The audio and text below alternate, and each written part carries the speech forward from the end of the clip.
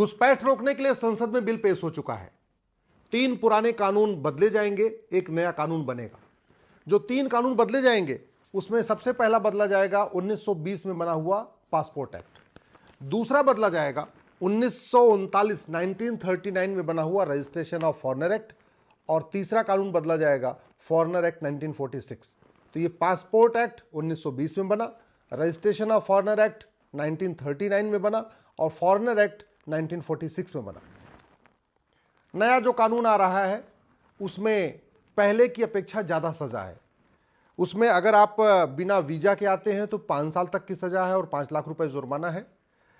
फर्जी दस्तावेज के सहारे अगर आप वीजा बनवा के आ रहे हैं तो 2 से 7 साल तक की सजा है। अगर आप कहीं पे रिस्ट्रिक्टेड एरिया में एंट्री कर रहे हैं, आर्मी के एरिया में जा रहे हैं, मिलिट्री के एरिया में जा रहे हैं या बंदरगाह पे जा रहे हैं बिना, और पासपोर्ट भी नहीं है, तो फिर उसमें 3 साल की अधिक और एडिशनल 3 साल की और सजा मिलेगी। अगर कोई एजेंट उनको मदद कर रहा है तो उसको सजा नहीं है, 5 लाख रुपए का जुर्माना है।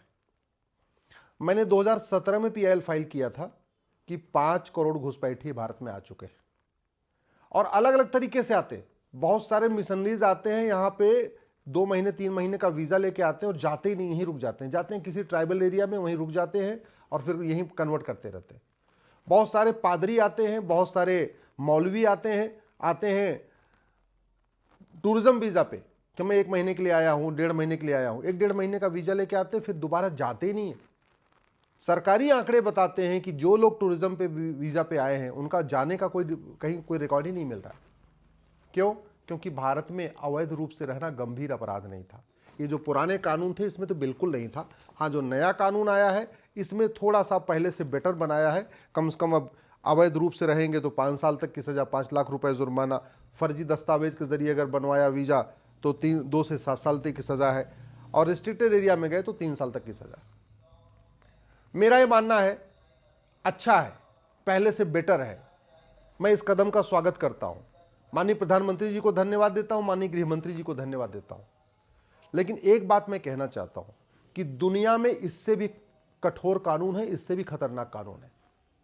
ये कानून बनाते समय जो हमारे बाबू थे, जो नौकरशाह थे, उन्होंने ये नहीं देखा कि अमेरिका में अवैध रूप से घुसने पे कितनी सजा है, सिंगापुर में अवैध रूप से घुसने पे कितनी सजा है, कुवैत में अवैध रूप से एंट्री करने पे कितनी सजा है, बहरीन में अवैध रूप से एंट्री करने पे कितनी सजा, और दुबई में कितनी सजा है। मेरा मानना है जब भी कोई कानून बनाना हो तो सबसे पहले यह देखना चाहिए कि दुनिया में जहां पे वहां सबसे कम अपराध हो रहा है वहां पे कैसा कानून है। तो हमें पहले यह देखना चाहिए था कि जापान में लोग अवैध रूप से क्यों नहीं एंट्री करते, अमेरिका में क्यों नहीं घुसपैठ करते, सिंगापुर में क्यों नहीं घुसपैठ करते, दुबई में क्यों नहीं घुसपैठ करते, वहां ऐसे क्या कानून है कि लोगों में इतना खौफ है। दूसरा, वर्तमान जो कानून है एक बार यह भी प्रभावी हो सकता है अगर हमारा जुडिशियल सिस्टम ठीक हो जाए। खौफ तब पैदा होता है जब कठोर कानून हो और सजा 3 महीने के अंदर मिले, 4 महीने के अंदर मिले, 6 महीने के अंदर मिले। अगर सजा 20 साल, 30 साल, 40 साल के बाद मिलेगी तब कानून प्रभावी नहीं होता। और तीसरा, अपराध करने वाले से ज्यादा अपराधियों के मददगारों पर कार्रवाई होनी चाहिए। जो वर्तमान अभी कानून आया है इसमें अवैध रूप से घुसने पे 5 साल की सजा है, लेकिन घुसपैठियों के मददगारों पे कोई कठोर कानून नहीं है। मेरा मानना है जितना गंभीर अपराध है घुसपैठ करना, उतना ही गंभीर अपराध है घुसपैठियों की मदद करना। और घुसपैठ का मूल कारण भ्रष्टाचार है। बॉर्डर पे 2000 रुपए दे घुसपैठी अंदर आते हैं 2000 रुपए में आधार बनवा लेते हैं, 2000 में राशन कार्ड बनवा लेते हैं, 2000 रुपए में बर्थ सर्टिफिकेट बनवा लेते हैं, 3 से 4000 रुपए में ड्राइविंग लाइसेंस बनवा लेते हैं, 5-5, 6-6 डॉक्यूमेंट, 10 से 15,000 रुपए करके 5-6 डॉक्यूमेंट बनवा लेते हैं।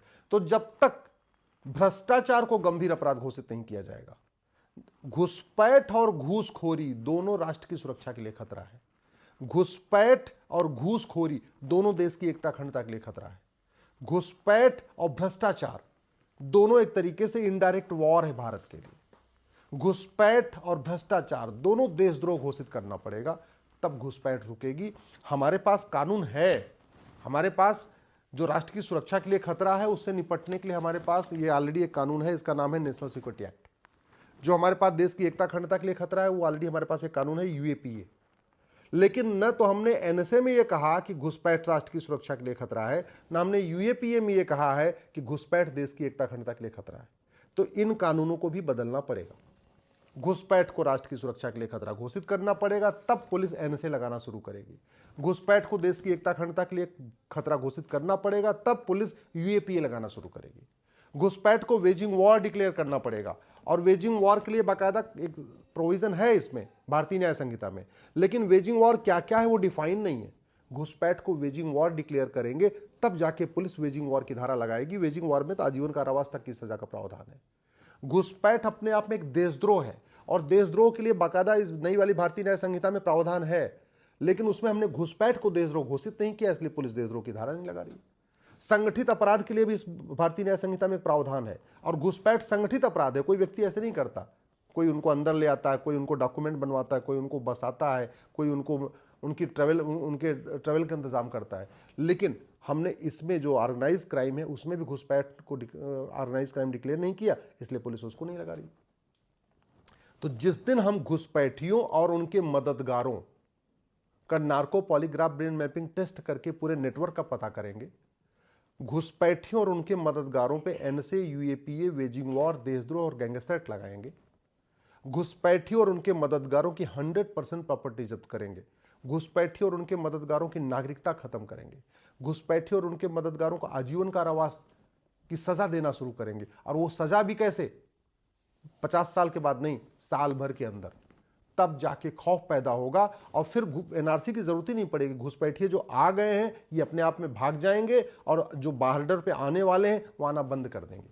लेकिन सवाल ये है कि 1 साल के अंदर सजा कैसे होगी? 1 साल के अंदर सजा तब होगी जब इस पुलिस एक्ट को बदला जाए, जो 1860 में बना था, 1861 में बनाया था अंग्रेजों ने, और एक नया यूनिफॉर्म पुलिस कोड बनाया जाए, नई भारतीय पुलिस संहिता बनाई जाए, one nation one police code बनाया जाए।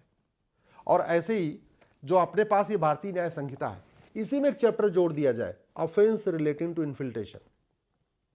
एक नया चैप्टर जोड़ के ऑफेंस रिलेटिंग टू इन्फिल्ट्रेशन, और उसी में डिक्लेयर कर दिया जाए कि घुसपैठ राष्ट्र की सुरक्षा के लिए खतरा है, घुसपैठ देश की एकता अखंडता के लिए खतरा है, घुसपैठ एक ऑर्गेनाइज क्राइम है, घुसपैठ जो है वेजिंग वॉर है, घुसपैठ देशद्रोह है। जब इसी में डिक्लेयर कर देंगे, तब चूंकि हर पुलिस स्टेशन पे पूरे देश भर में यही बीएनएस रहेगी, तो फिर पुलिस बड़े आसानी से ये 5 धाराएं घुसपैठियों और उनके मददगारों पे लगाना शुरू कर देगी। जल्दी सजा तब मिलेगी जब हम ये जो भारतीय साक्ष्य संहिता है ना, इसमें बदलाव करके झूठ पकड़ने के लिए नार्को पॉलीग्राफ ब्रेन मैपिंग अनिवार्य कर देंगे। जैसे ही हम घुसपैठियों को पकड़ेंगे, उनके मददगारों को पकड़ेंगे, उनके narco polygraph brain mapping test कर लेंगे, फटाफट पूरी सच्चाई सामने आएगी। और नहीं तो न उनके खिलाफ जल्दी कोई गवाही देने के लिए तैयार होता है, और गवाही देने के लिए तैयार होता है तो बाद में उसको फंडिंग आ जाती है, पैसा आ जाता है, तो मुकर भी जाता है।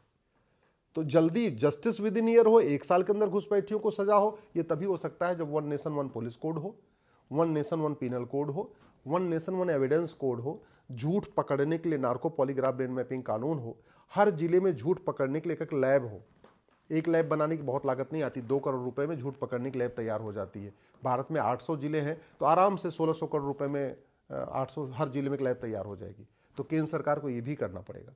और सबसे इंपॉर्टेंट यह है कि जुडिशियल चार्टर लागू करना पड़ेगा कि जजेस साल भर के अंदर मुकदमे का फैसला कर दें, यह करना पड़ेगा। और इसके अलावा जो सबसे इंपॉर्टेंट, घुसपैठ होती कैसे है?